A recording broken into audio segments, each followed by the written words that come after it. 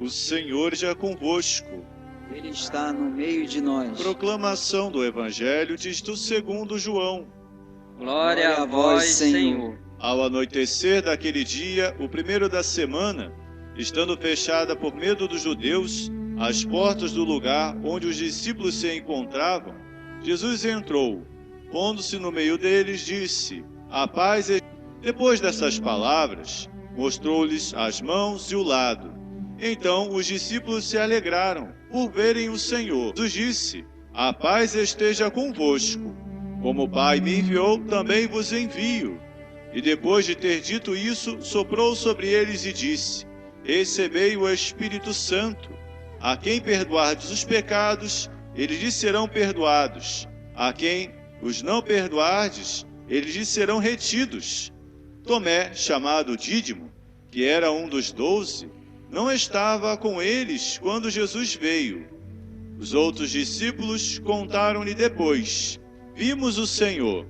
Mas Tomé disse-lhes: "Se eu não vir as marcas se eu não puser o dedo nas marcas dos pregos, e não puser a mão no seu lado, não acreditarei." 8 dias encontravam-se os discípulos, novamente reunidos em casa. Tomé estava com eles. Estando fechadas as portas, Jesus entrou, pôs-se no meio deles e disse: "A paz esteja convosco."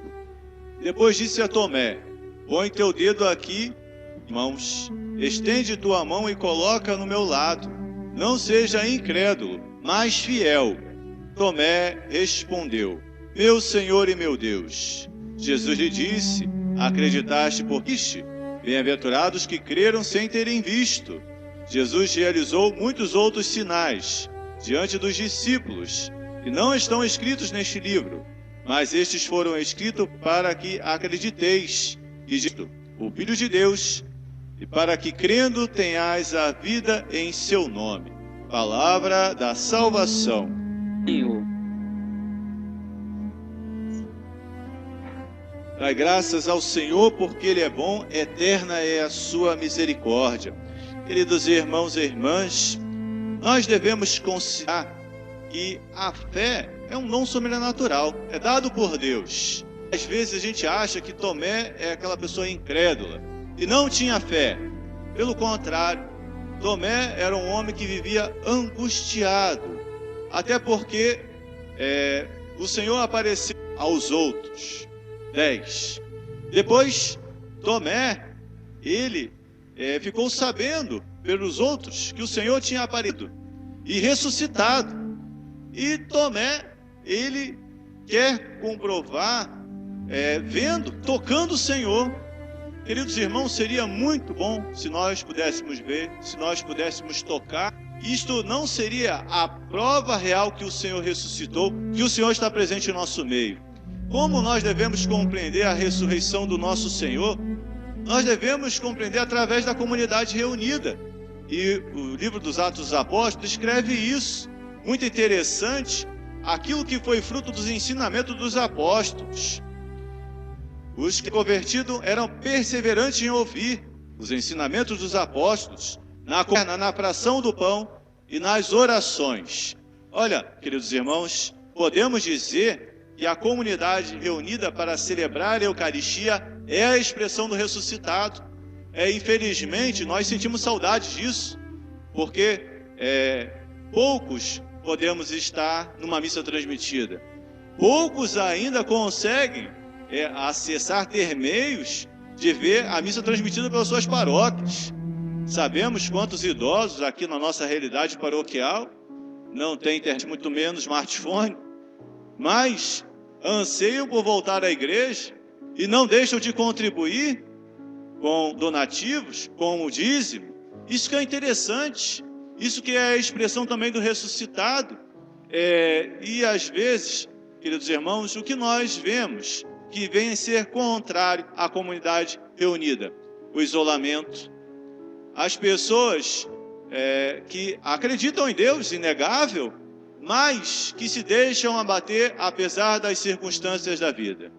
É difícil nós expressarmos, nesse tempo em que estamos celebrando a Páscoa, nós não podemos estar na comunidade reunidos, nós não podemos estar celebrando a Eucaristia, mas nós devemos até perceber, queridos irmãos, o que o Senhor nos leva a refletir, que quando nós voltarmos, nós devemos rever nossas metas, nós devemos ter claros nossos objetivos, porque o que adianta com poucas pessoas professando a fé como deveriam?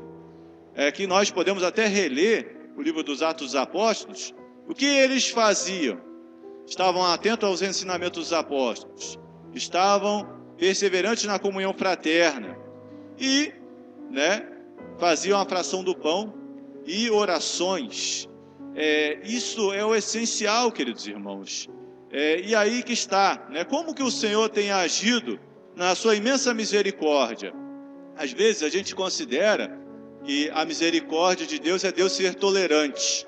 Não, Deus não deve ser nem tolerante, Deus tem que ser misericordioso, porque a misericórdia é poder amar aquele que lhe ofendeu. Nós ofendemos com o nosso pecado, e engraçado, como que o Senhor foi capaz, pelos mais pecadores, testemunha do Senhor ressuscitado é Maria Madalena, do qual o relato bíblico vai dizer que ela estava possuída por 7 demônios. Aí a gente pensa assim, Maria Madalena tinha uma vida pregressa? Tinha. Mas o quanto o Senhor amou, o quanto o Senhor que ela pudesse vê-lo ressuscitado. É interessante, queridos irmãos, que nós devemos ver que o Senhor vence a incredulidade, a nossa própria incredulidade. E foi assim que venceu também a incredulidade de Tomé. Tomé poderia ser uma pessoa difícil? Sim, como nós falávamos, completamente angustiado, porque unidos ele não estava ali. Os 10 disseram que o Senhor apareceu ressuscitado para eles. Aí, quando ele estava com os 10, 11, o Senhor aparece, cabe lembrar que se coloca o número 12, porque foi escolhido outro para estar no lugar de Judas Iscariotes, Mas aí que está. O interessante, nós vamos perceber como que o Senhor vai trabalhar para que Tomé possa professar a fé nele. Tomé precisa colocar a mão no lado aberto do Senhor, e assim o Senhor vence a incredulidade de Tomé. O interessante, queridos irmãos, que esta festa da misericórdia, proposta pelo Papa João Paulo II, foi pelas visões da irmã Faustina. Ela teve visões da Primeira Guerra até a Segunda Guerra Mundial. Período difícil para a Europa, mas o Senhor ressuscitado e viu 2 raios, um raio azul e o outro vermelho. E o Senhor disse que ali era o sangue e a água que jorrava do seu lado aberto. E nós até dizemos isso no texto da misericórdia: ó sangue e água que jorraste do lado de Jesus como fonte de misericórdia para vós, eu confio em vós. Então, que nós, queridos irmãos, devemos professar. Temos que professar a fé apesar do nosso abatimento, apesar das circunstâncias que nos levam para a gente querer ir. Tomé fez isso. Meu Senhor e meu Deus, eu creio. Será que quando nós elevamos a Eucaristia, no nosso coração, a voz não ressoa dentro de nós? Meu Senhor e meu Deus, eu creio. Há alguns que ainda completam, mas aumenta a minha fé. Então, queridos irmãos, nós devemos acreditar apesar de todas as circunstâncias. O interessante que a irmã Faustina pede no seu diário que nós possamos ser anunciadores da misericórdia, E o maior anunciador da misericórdia que tem sido é o Papa Francisco. Se vocês recordam a homilia do Papa Francisco na Vigília Pascal, ele diz que as nações possam ter o autocontrole, que possam cessar os conflitos. Interessante, boa parte dos conflitos foram cessados, Tropas americanas voltaram ao seu país. Aí as pessoas vão dizer porque os Estados Unidos está passando também por essa pandemia, está tendo muitas perdas, que seja, mas qual é? O presidente da República muda, o ministro da Saúde, né? Gente, político por político, todos são políticos, todos têm que seguir a cartilha, porque serão punidos, até mesmo se muitas das vezes agirem contra a própria nação.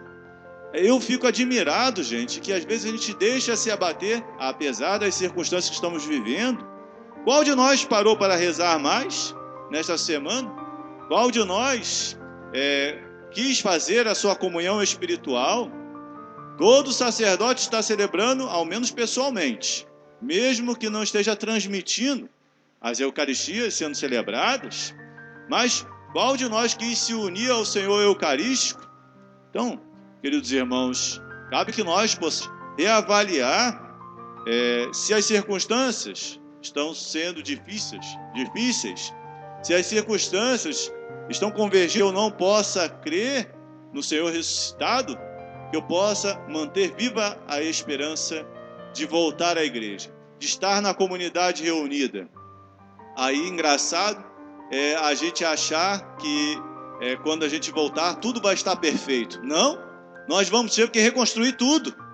Até porque, gente, quanto tempo afastado da Eucaristia, quantos pecados às vezes nós não temos cometido nesse tempo. Não são pecados às vezes mortais, contra os 10 mandamentos, mas pecados que ofendem às vezes as pessoas que estão tão próximas da gente. Esposa, marido, filhos.